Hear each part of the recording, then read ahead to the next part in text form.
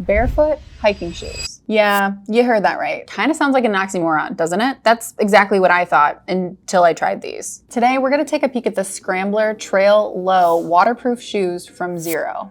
I've actually been testing these in some pretty challenging winter conditions, and they've completely changed my perspective on what a hiking shoe can be. Okay, so first let's talk about why barefoot shoes even exist. So if you think about how a child learns how to walk, it's typically barefoot and their toes are really spread out and they're using them to maintain balance. That's how our toes are meant to function. They're meant to grip the ground, spread out, and keep us balanced. But somewhere along the way, we decided to trade off the natural movement for squishing our feet into a narrow toe box and adding all this cushioning and support, preventing us from feeling the ground and really being able to spread out our toes and utilize our feet muscles to maintain balance. But in some cases, it does make sense to have shoes with a certain degree of support, especially shoes where you're going to be in rough terrain and you're going to need some protection on the bottoms of your feet. And that is where shoes like the Scrambler come into play. With their wider foot-shaped toe box and their flexible sole, they allow your feet to move as intended. It's like wearing a protective glove instead of a cast. You can still feel the terrain, but have a nice layer of protection with this type of sole. If you've owned Xero shoes or barefoot gym shoes before,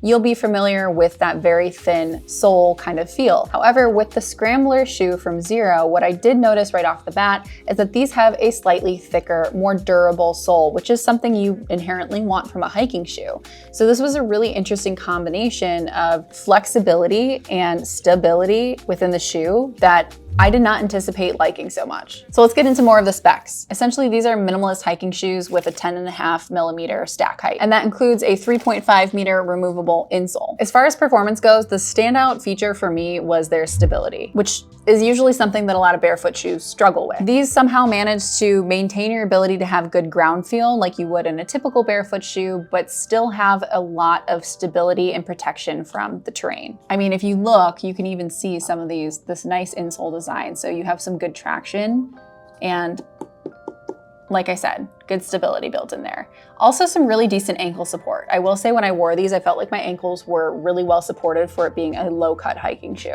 And the waterproofing is genuinely insane. They use something called Xero Tech's waterproofing technology, and I've tested it through the snow and the rain and the cold, and my feet were warm and cozy and so dry in these, it was pretty incredible. But one of the coolest things about these shoes is that they don't look like a traditional hiking boot. They look like a shoe you could wear, every day around, especially if you're doing outdoor work. I think they're really comfortable for everyday wearing shoes too, but they still have enough support, of course, for trails and hiking and all that good stuff. So it just makes it a really versatile shoe. So let's talk a little bit about who these shoes might be ideal for and who they might not be ideal for. So these shoes might be for you if you're somebody who enjoys hiking and has a naturally wide footbed and loves to be able to spread their toes. Somebody who might already own some barefoot shoes already and know what to expect from a barefoot shoe. Somebody who also might need like a lightweight hiking shoe option. And somebody who wants a shoe that can be used for both trail hiking as well as everyday wear. These shoes might not be for you if you don't care to really feel the ground with your terrain and might not be used to barefoot shoes. I probably wouldn't start with a barefoot hiking shoe.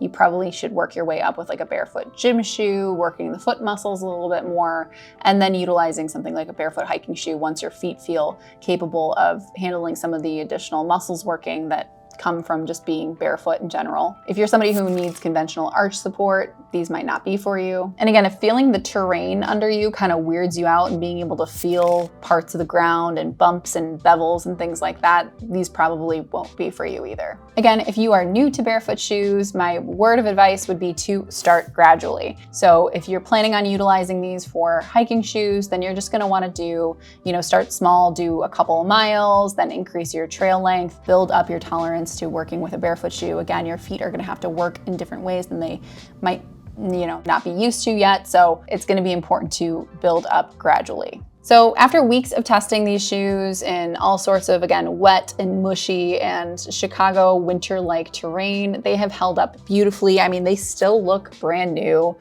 They dried off like instantly. The water just slid on off of them and they're great. I mean, I have no complaints on these shoes whatsoever. So that's my take on the Scrambler Low waterproof shoe. If you're interested in checking these out, I'll put the link down below. You can shop there. And if you've tried these shoes or any other Xero hiking shoes or gym shoes, I'd love to hear your thoughts down in the comments. Which ones are your favorites so far? These are probably one of my top 3 at this point. And guys, if you found this review helpful, please go ahead and like the video, subscribe to the channel. I greatly appreciate each and every one of you guys, and I will catch you guys next time. Bye.